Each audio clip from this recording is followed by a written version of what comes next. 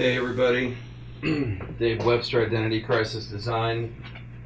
Just doing a little short video. I was at the first Steel City Con of the year yesterday. They had it down at the waterfront. I have not been to conventions in forever, but I've been meeting talking to some of the independent creators and stuff on Twitter, and the ones that are local that I knew were going to be down there. I wanted to go and put faces to avatars, as it were, and pick up some stuff. I was not looking for the one thing that I found. I was just kind of like going through a box, trying to fill in holes in my own collection very casually. But there's some very interesting guys. I found this, which is move this out of the way. Move that light. I don't even know if I need it on. Yeah, I should probably leave it on. So, signed right there. I'm not the most familiar with Brahms' work. I know it's like, between somebody like Ken Kelly and Brahm. I think that Brahm is heads and tails. There's a little bit of like a John Foster in there somewhere too, and his colors are super bright. Can't remember if he was working with acrylics or oils, but this I always considered this to be like Brahms' Death Dealer, his most iconic, recognizable image. So I was very happy to find this, and then right next to it, also signed, a nice big fat 401 out of 1100 limited edition print. Very happy to find that. Again, this was not a huge, this was not a big convention. It was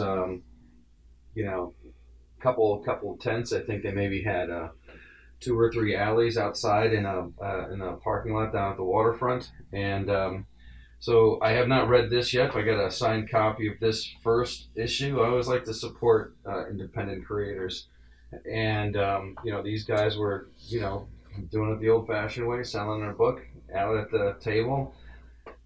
This was from the guys at Heroinburg and the Edge. Marvin and Heroinburg were sharing a table together, and this, I believe, where is it? Yeah, the story SK Malvo is a pen name, and is one of the girls who is in the Heroinburg videos. If you have a chance to catch those, I know he's posting those up on his YouTube channel, Heroinburg with an H at the end all the time.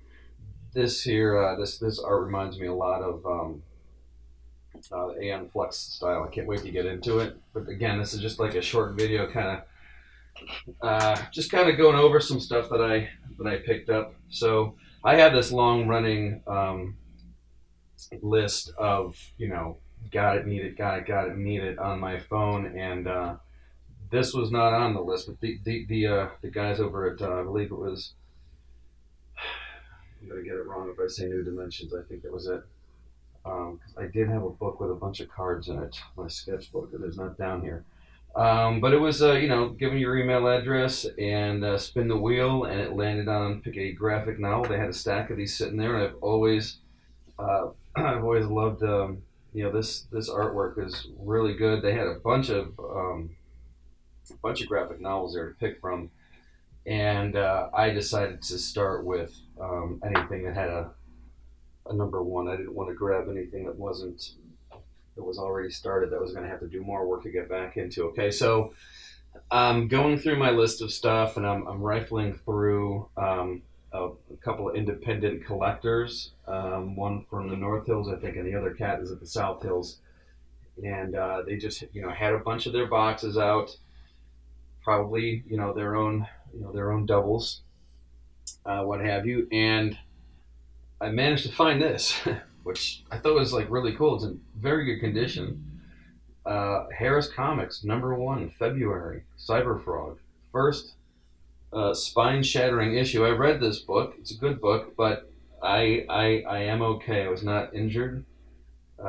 No identity crisis design personalities were damaged or hurt during the reading of this comic book. And I got all the way through, and then they do some artist bio, and I just thought this was very cool. Um, get a load of that guy. Where did he go? And there's, I mean, he's got some luscious hair up there. Uh, your your what do you want to call it? The Rush Limbaugh of Comics Gate, getting his start right here on his own book. That was kind of funny to me. Not funny, but little friendly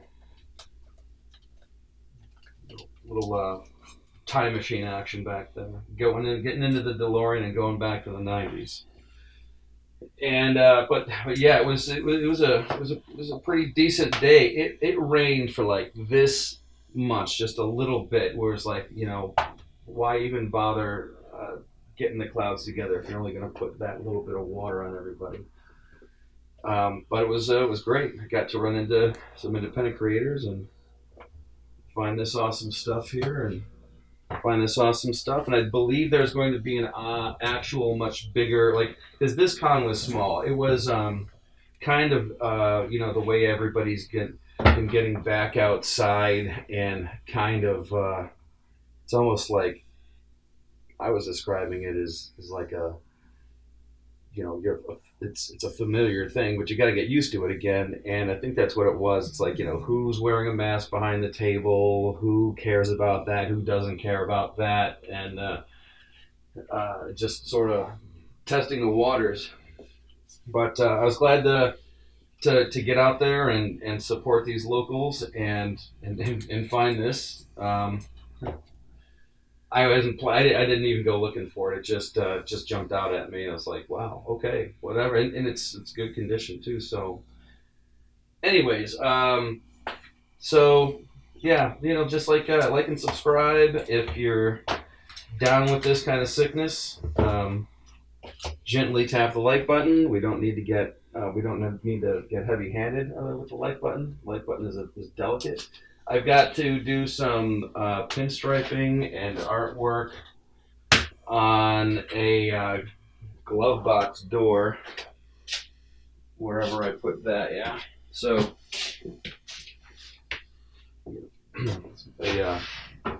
so my next video is going to be working on this. Until then, everybody be safe out there, be kind to one another, and call them like you see them, and to hell with it.